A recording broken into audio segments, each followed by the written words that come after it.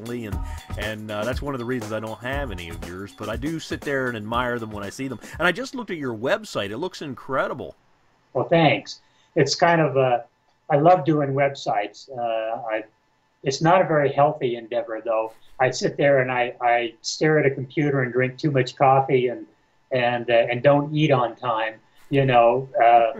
But I do enjoy that. And in fact, today I've spent most of the day trying to figure out Flash, you know. So I expect that sooner or later, when I do figure it out, that there'll be some kind of animation on my website when you look at it. But anyway, but thanks. You know, it helps to have a good website, and you know, people I think feel more confident if they come across somebody that has a reasonable website and to buy from them, and so and that's why I'm trying so hard to make it good. Well, I'm surprised you did it yourself, because usually you can tell a homemade website. So you obviously studied a little bit about design and HTML. Way too much. I can share a tip with you if you'd like. Oh yeah, great. Thank If you. you're having trouble with Flash, Yeah. are you familiar with the site guru.com? No. Okay, there's a little site called guru.com, and you can go there. It's free to sign up, and there's people who do all kinds of jobs.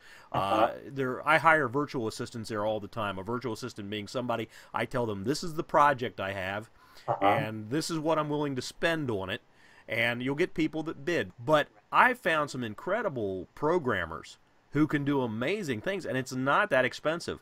So if you're having a major issue, you know, it might be worth your time to build a figure and sell it, and more than pay for what the guy does for your website. So well, that's a great idea. I will check that out. Yeah, and sometimes you can find them on Fiverr, which is fiverr.com. Now, I've never tried a programmer from Fiverr, but guru.com I use all the time for all kinds of things. I just had a guy who put together a form for my website that totally customizes a page when somebody puts their information in.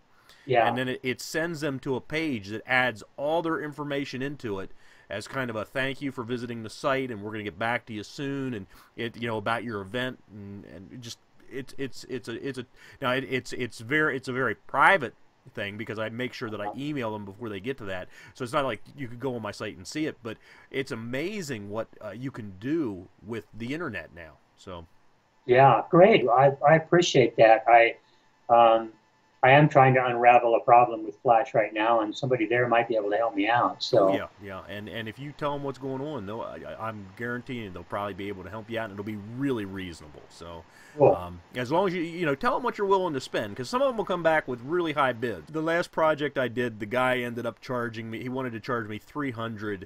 I got him down. I said, well, I was really planning on spending around $2. So we ended up like almost dividing it.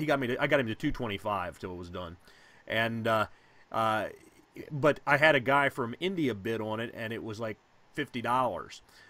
I was really toying. Do I want to go to the $50? But the guy who I ended up hiring knew exactly what I was talking about, and he nailed it. So just be really descriptive in your project. They ask you to describe the project, and just be very descriptive as to what you need done. And you know, they'll quote on it. And if you're not sure, just put a thing down that you're not sure what what the budget is, because there's a little thing there, and you can kind of set the level. And sometimes when I'm doing something small, I'll set not sure and just see what the bids are, and then maybe counter offer or see if you can work something out. What a great idea for our business model. Yeah, and it's an amazing. I love Guru, so I highly recommend it. I'll check that. Let's get back to you. Yeah.